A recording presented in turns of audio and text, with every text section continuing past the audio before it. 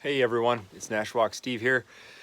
This project we got going on is going to be the full winterization of our 2006 Crownline boat with a 5.0 liter Mercruiser engine in it.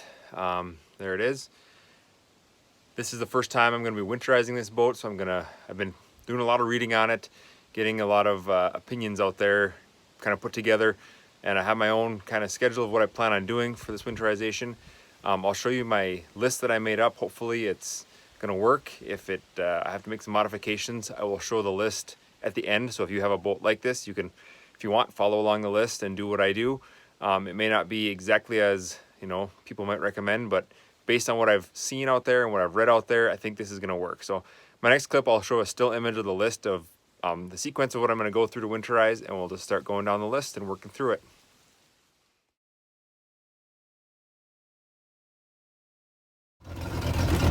All right, so here you can see I've got the boat hooked up to muffs and a garden hose. This.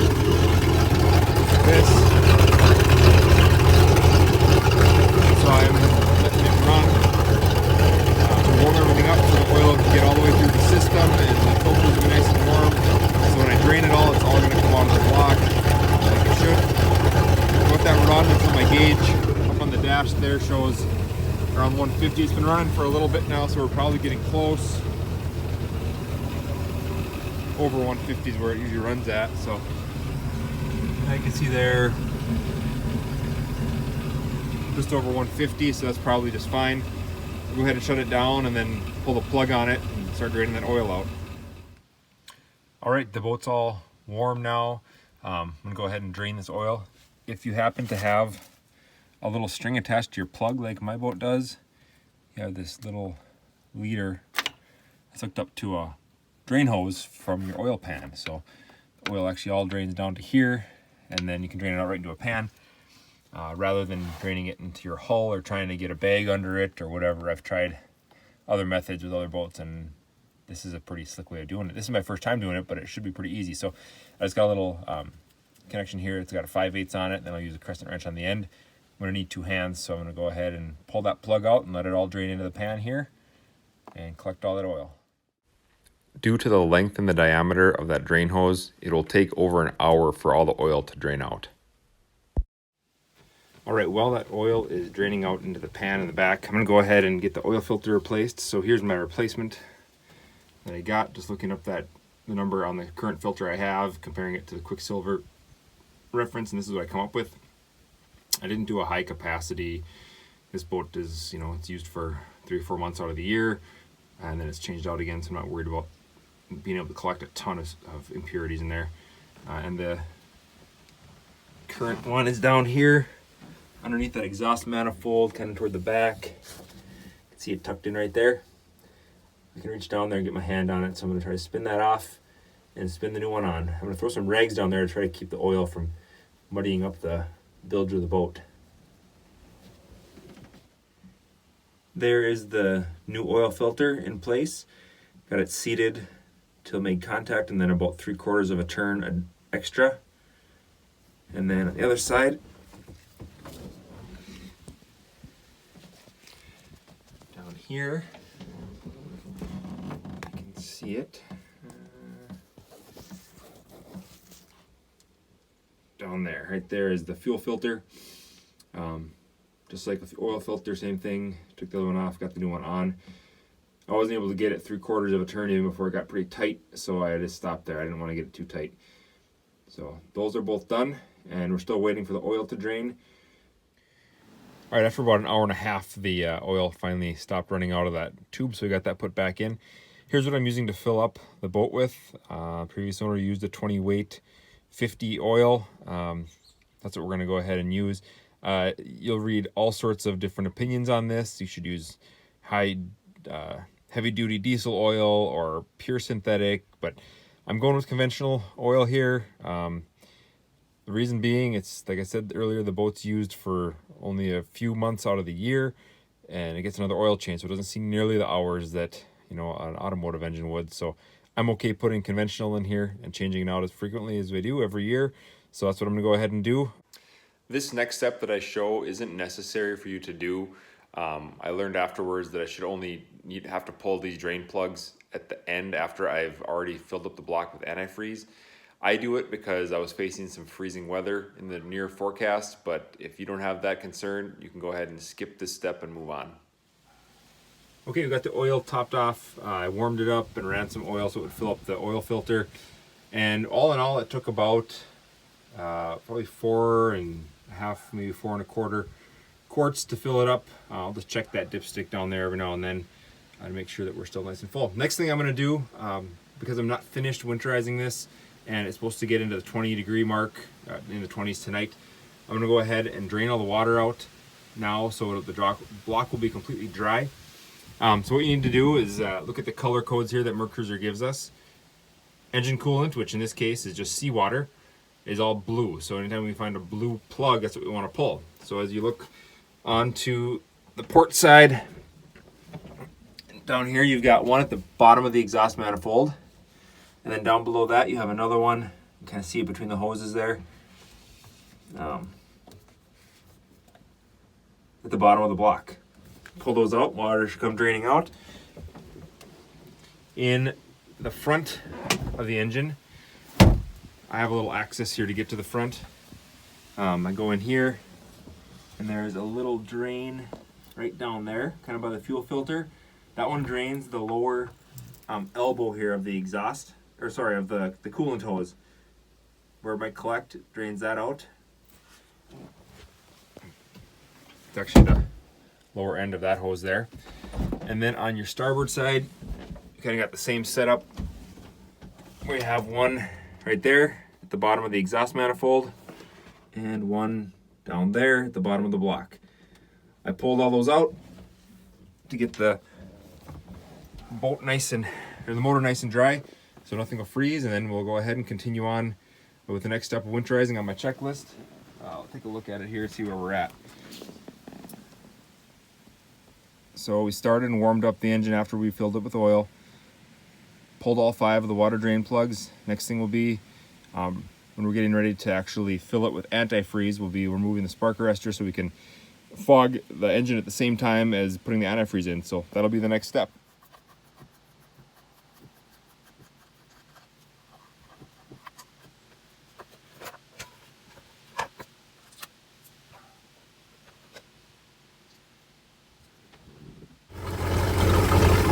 Right now I'm warming up the boat so that the thermostat on the cooling system will open. That way when the thermostat's open, we can get all the antifreeze flushed through the engine completely. If you don't let your thermostat open, if it's not warm enough, you're not going to get the engine block area won't be open for the antifreeze to circulate through, and you'll just have water sitting in there.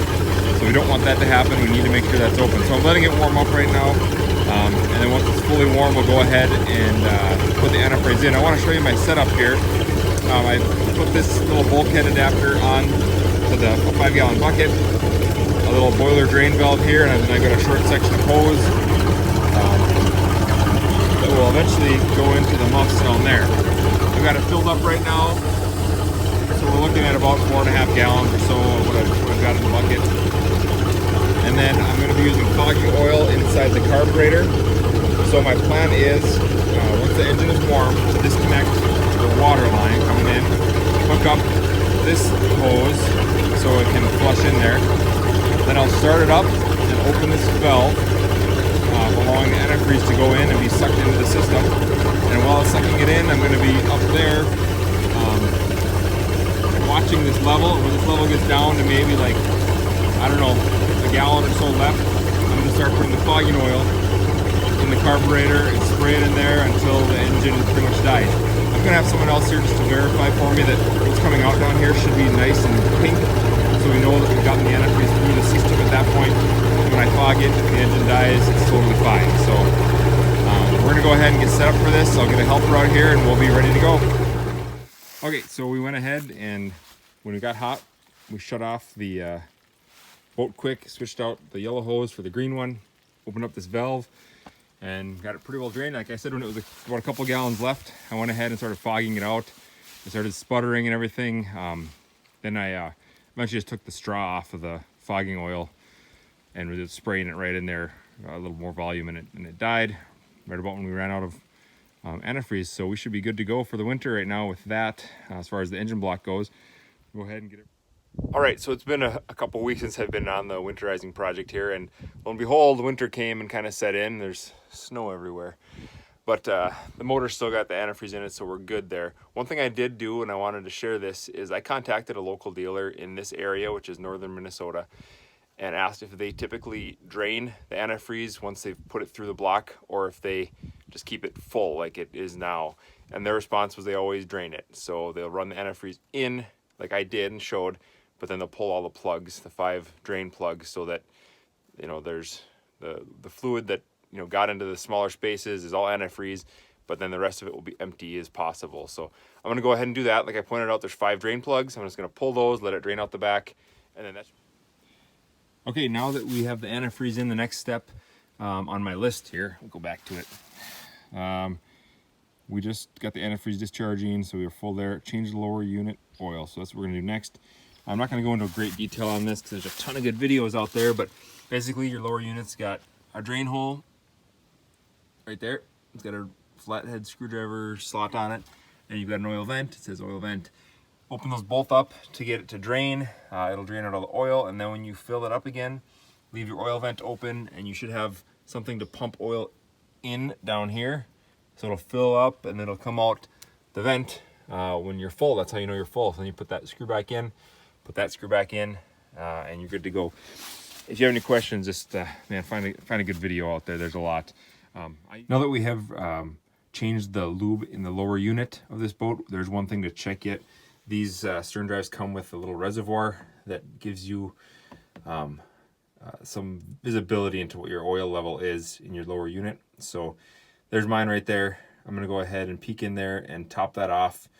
If it's not already good, I can see some in there, so I know there's some there, but I believe that's tied to an alarm as well. If that gets low, you'll get a notification or a beep that tells you that critical lubrication is low and you need to, you know, make a check on it. So we'll top that off and go on to the next step.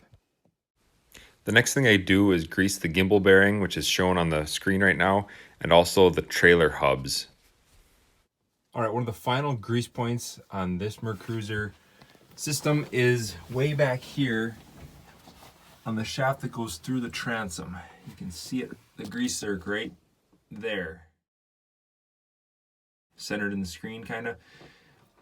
If it's not facing you, you can just turn the key one kind of click at a time to make the motor turn one piston at a time, and it should turn toward you. So I've got that accessible right now. I'm going to go ahead and pump that with a few shots of grease, and that's going to be one of the last steps we have to this, and we'll go ahead and revisit the checklist and see what changes we made. Okay, one of the last things I do is just remove the propeller, take a look at the splines inside there and give them a little bit of grease. It's just a good inspection thing to do to make sure you're going to be running strong the next year. So the easiest way to do this, I've found, is I take a block of wood and I put it right up in here. That way it catches that propeller blade when you start to loosen this nut. I already broke it free a little bit, but usually there's either a cotter pin through this shaft, or this one had these little tabs that flip up to hold that nut in place. It's usually something pretty easy. And then you can just go ahead and spin that nut off without having the propeller spin, and then everything should pull straight off toward me. Just make sure you pay attention to the order of everything. There's usually some washers in there and that sort of thing. So do that, and then you'll get a good look at the splines. I'll do that next. Okay, I was able to wiggle that propeller right off of there, no problem. Get a good look at these splines here. These look really good. There's no rounding on any of them. They look just like they should. So I'll go ahead and put a couple drops of grease on there, and then just get that propeller right back in place. All right, folks, here's the checklist that we started this project off with. We went through it and got everything marked off and made a few changes here and there. So to clean it up, I decided to make a new version. Kind of corrects the sequence on a few things and adds or gets rid of a couple steps that were or weren't necessary. So if you want to go ahead and pause and take a look at that, you sure can do that. You'll see I added on here just a few little pieces of detail that will be helpful in years to come as we go ahead and winterize this in the future. So that's it for the checklist part here. The next step is actually putting a storage cover on the boat. I have a separate video for that if you're interested. You can look through my videos or search Transhield boat cover installation, and you should probably find it that way too. Thanks for watching.